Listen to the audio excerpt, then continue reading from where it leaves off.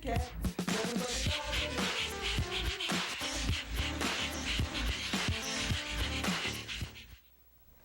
Good evening and welcome to Posse Presents. Just making sure my camera doesn't get stepped into over there, because that would be a horrible thing. It would feel like an earthquake in the studio. Anyway, welcome tonight. It certainly doesn't feel like December out there. It's a lot warmer than it's been. Only thing that's wrong with this picture is there's still snow on the ground. Snow which actually kept us from having a show last week. But we're here, we're back. It came out that Posse Presents will have another season in its time slot, as well as the Speedo 316 show at 8. So we're pretty happy about that news. Guaranteeing you whatever happens on this show to continue for a while longer. A little milestone to speak of here at Posse Presents, with now over 6,000 hits on YouTube, which is just amazing to me and mind-boggling, and I'm certainly definitely appreciative of the support that I get from everyone out there who either watches live or does check out the show on YouTube. I'm humbled by it, I really am. I feel blessed, and all I can say is thank you. Whatever I'm doing from my heart, and I hope that everybody realizes that. And if you want to be a part of Posse Presents, just reach out to me. I'd be glad to have you on if you've got something to say or to talk about. It's all good. And tonight, if you are a Speedo 316 watcher, Santa will be on, and that should be pretty cool, complete with Christmas music and festivities. I'm not much of a Christmas person myself, but, you know, I understand that other people are. It's all good. We've got some news to report. The puppy doe case. Zach, let's get that picture of little Kia up there. Her abuser was in court again this week, and he was ordered held without bail. He is considered a flight risk, which is really no shock whatsoever, because you know, his past is pretty shady. You know, he's charged with 12 counts of animal cruelty, and, you know, that's pretty heavy stuff.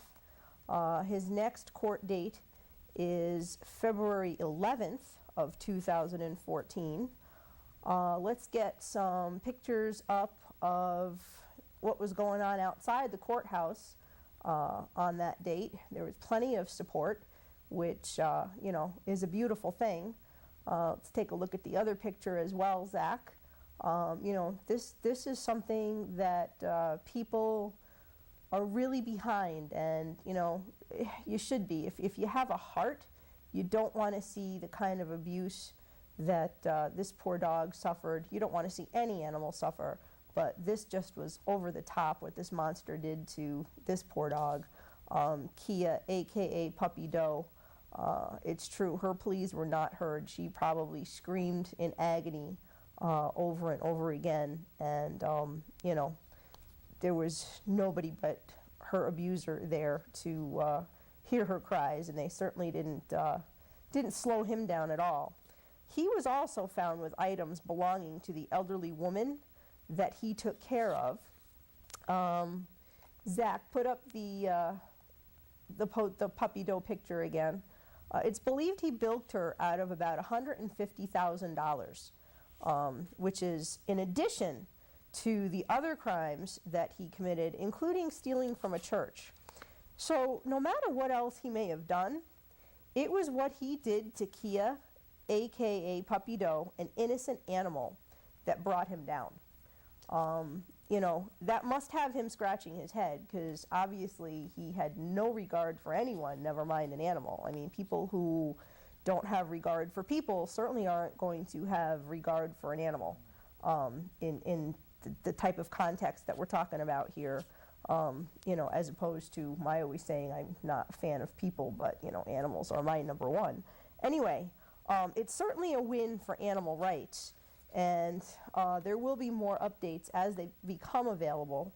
So you need to stay tuned to the Justice for Puppy Doe Facebook page, which is now over 80,000 strong, which is, really an amazing number of supporters. And, there's all kinds of cool stuff coming up on that page. You just have to check it out. And like I said, stay tuned, because they do have all the news as it becomes available. So that's what we've got for this week. There's another case of abuse that we reported on a couple of weeks ago. Let's get the picture of Andra Grace up, Zach. Andra Grace was dragged behind a pickup truck after she had her toenails pulled out. Andra Grace was well enough to travel to New York along with her babies this week. The rescue who stepped up to care for her, which is Snar out of New York, now has the family safe and sound in their possession after an arduous road trip by a volunteer. And of course, we are promised updates, continuing updates, and we certainly want to see more and more about how this baby is doing, because she is on her long road to recovery. And, she's had some surgeries, she's had a lot of medical care. And, I think it's pretty cool that there are people who are so behind her cause as well. Her abuser is now facing a felony charge of ill treatment of animals, which, as long as the charges stick, will be a beautiful thing. Let's have a picture of her babies as well. Look at them all in a laundry basket, all sacked out. That's just the cutest thing. I saw that picture and it just melted my heart. I don't know that they necessarily traveled that way, but that's just the most adorable picture I've seen in a long time. And they are letting her see her babies. There's a video on her Facebook page as well of her checking out her babies, which is pretty cool. But I believe they lost one who was sick, but they did find as many as they could. Andra Grace, of course, had puppies just before her ordeal, and they were all taken away from her at far too young an age. So it's really nice to see that they were able to collect them up, and they will now have secure futures and medical care and love, as well as will Andra Grace, who, it's amazing how people don't ever forgive, a lot of them, and animals are just so good that way. They're forgiving, and Andra Grace is clearly such a loving dog. And I read somewhere that even after her ordeal and she was found on the side of the road, she was still wagging her tail. I mean, that's just unbelievable. But anyway, Justice for Andra Grace, Pitbull Dragged by Truck, is the Facebook page with almost 40,000 supporters on Facebook. So you can check that page out and, follow along with her story. And I will take the camera back. Just a quick note on Bubbles, who was the dog with the almost 9-pound tumor on her face. I've read this week that she is doing well, which is great. I think they're still waiting to find out what they're going to do with her eye, because if you remember seeing the pictures, she had the tumor was interfering with her eye, and she really didn't have use of it anyway. So they're waiting. It was the last thing that I read. To determine what they will do with that, because the option was, if it was not viable, they would remove it. So that's just a little update on Bubbles, since we're talking about the things that we were talking about last time on the show. Anyway, one of the things I just want to remind people, both Puppy Doe and Andra Grace were animals that fell into the wrong hands, and you really need to remember that when you're trying to place an animal, please be careful. Go through a rescue with a good reputation and experience. Don't just try to place an animal yourself. Plan ahead. Don't make it a last-minute thing. Don't count on last-minute solutions. If you know that a time is coming up where you cannot keep an animal, don't just plan on one day just dropping it off with a rescue, or, you know, dumping it on Craigslist, or however you think you're going to do it. You know, a rescue can do an awful lot with notice. Plan on keeping your animal until a home is found. You know, like I said, if you know it's coming, and many people do, but, you know, they hold on to the last minute and they make it everybody else's dilemma, and it really shouldn't be. You know, if you contact a reputable rescue and you say, hey, look, I have a dog, I have a cat, I have whatever, and I'm not going to be able to keep it because, you know, in a couple of months we're moving. You can really give every opportunity for a safe and secure placement of that animal if you work with, you know, the resources that are at hand.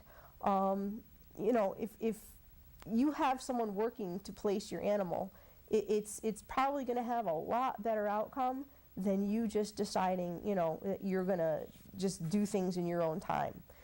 Don't make it an emergency situation. The animal's life is at stake, and, you know, if you're already bailing on your animal, you owe it a secure and safe future. Keep in mind that some pounds don't take owner surrenders, and sending a dog to a pound or any animal to a pound can be an immediate death sentence. You know, it's just, you have to think ahead. Craigslist and just dumping an animal off at a shelter can be far worse of a fate than even death.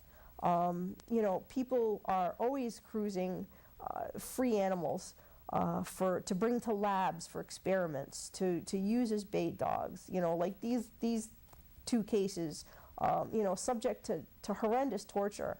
And, you know, Andra Grace and Puppy Doe are two cases that we know about. How many more animals suffer in silence and die horrific deaths that we don't even know about? You know, Facebook and social media puts it out there. I mean, even as far back as Patrick and the horrible fate that he almost suffered. You know, it exploded on Facebook. But prior to that, and even now, there's cases that aren't out there and we don't know about. And it's all because, you know, somebody thought it was a good idea just to hand off an animal to just anybody. You really, really, really should do more. And I have to say that if you're not going to keep an animal for its life, then you probably should not have that animal.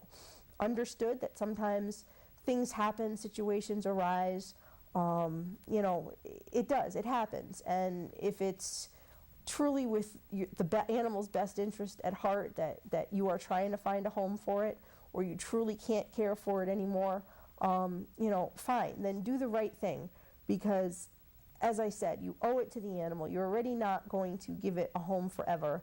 They're living, breathing, feeling creatures, and changing a home is a big deal. They consider you their family, and all of a sudden they don't have that anymore. And if you don't place it in a good home, anything can happen. I can't stress that enough, and I know I talk about it all the time, but, you know, the truth is the truth, and there's no getting around it. Also, this time of year, animals should not be presents. You know, oh, I'm going to get my kid a puppy for Christmas, or, you know, oh, get a ferret or a bird or whatever. Animals should not be presents. Everyone should be on board. Don't buy them from a pet store. Adopt, you know, cats, kittens, puppies, adult dogs, ferrets, birds, rabbits, guinea pigs. Some shelter somewhere is going to have just what you're looking for, believe me. Maybe not in your exact time frame, but, you know, if you reach out and you are a good candidate for adopting an animal, trust me, as soon as a rescue would have an animal that you're looking for, they're going to be more than happy to give you a call and say, hey, look, I got in a ferret, or hey, look, you know, I know of a rabbit that needs a home. And don't be annoyed at an adoption process, and understand if, you know, you've applied to a shelter or a rescue and they tell you no, that you may not be a good fit for the animal. Give value to an animal's life. You know, instead of making it like, you know, oh, little Susie, we're going to buy you a dog for Christmas. Give that animal's life value instead of being equated to a present, an inanimate object. You know, you buy your kids a toy for Christmas. You know, You buy socks, you buy a coat for Christmas. It's a thing, it's disposable. Give the animal's life value. Tell your kids that you're giving the animal the gift of a home for Christmas or whatever the occasion is. It just kind of like elevates the situation where your child may understand that you're not giving the dog to the kid for Christmas, or you're not giving the dog to the family for Christmas. You're giving the dog the gift of a home. And I think kids would relate to that because, they know that they have a home, and, it would be making it part of the family. Just another way to look at it, It's so important to be aware of what you teach your children. And it's the same way that, you get a dog for a little while, or you get a cat for a little while, and all of a sudden you're like, oh, well, we're moving, we can't keep it. It teaches your children that an animal is disposable, and that's a bad start. If you're not sure you can make the commitment to an animal for life, if you don't know if your family is ready, that's the perfect situation to carefully choose an animal to foster. You're still saving a life.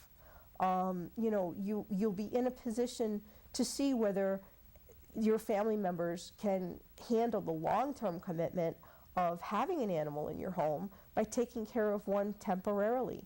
It's a win-win-win situation because you have an animal that's no longer in a shelter.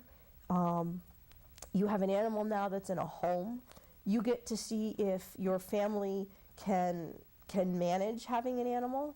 And, it's kind of like rent to own, because you can always adopt the animal you foster if you're totally in love and it's a fit and everything is right.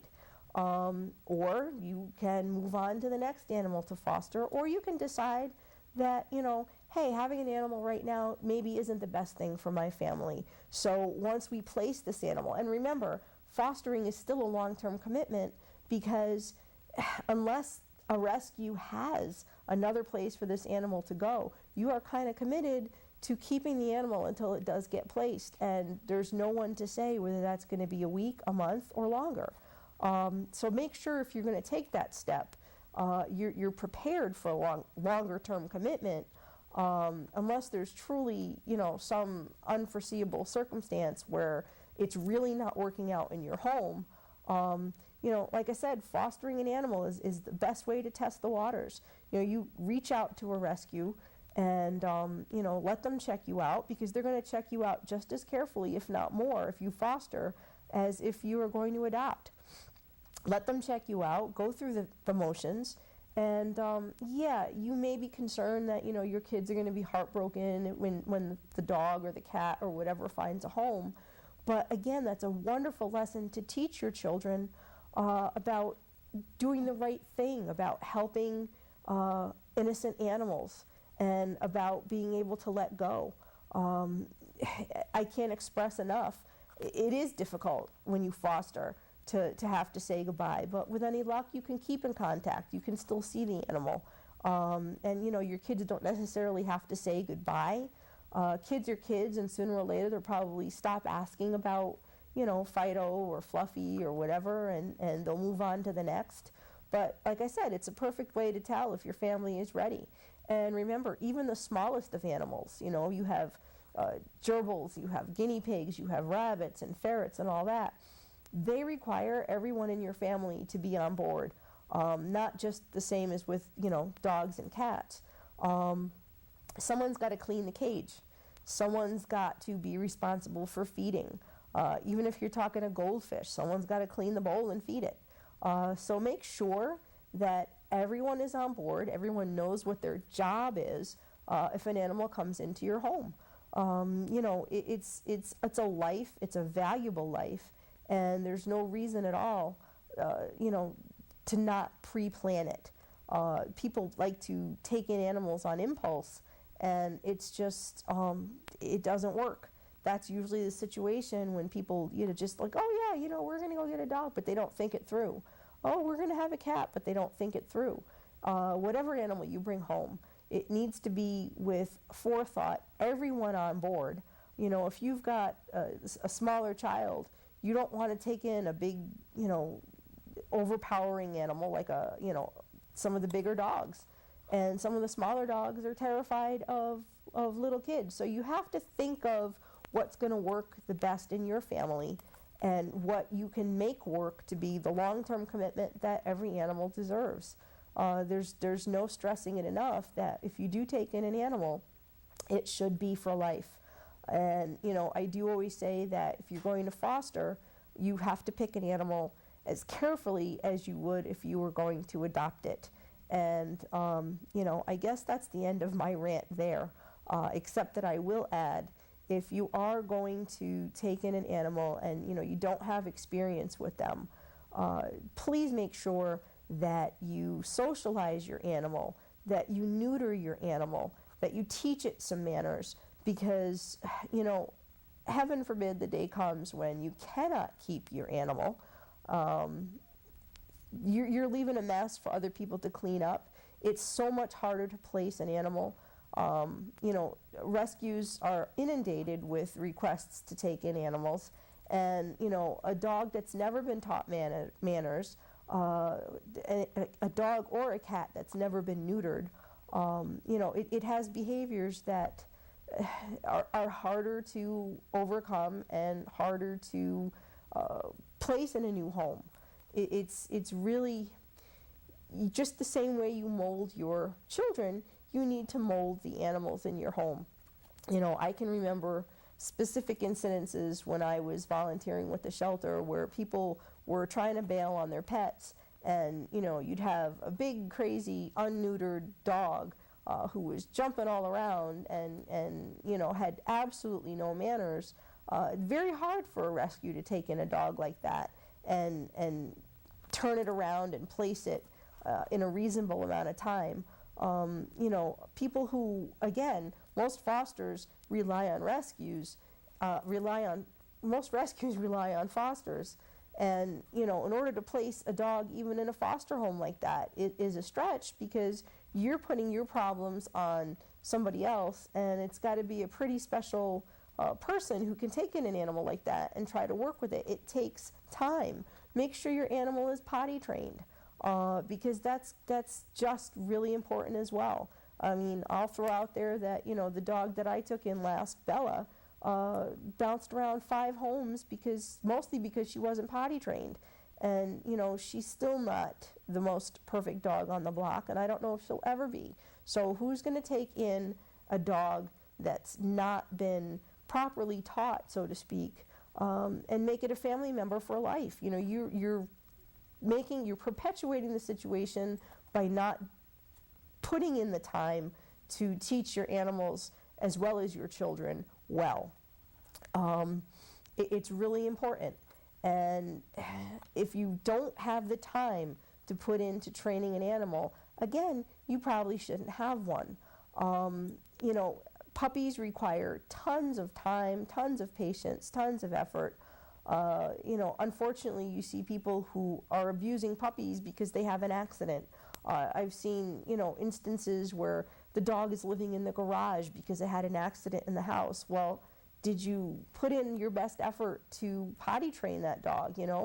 As they grow older, before they get to a certain age, you're going to have to teach them. And until they get to a certain point, they're going to be prone to accidents. Usually an accident has a reason. When was the last time you took the animal out? You have to be prepared for these things. And, if you're thinking, oh, I want a puppy, think about an adult dog who's sitting in a shelter instead, because for the most part, an adult dog in a shelter probably is potty trained.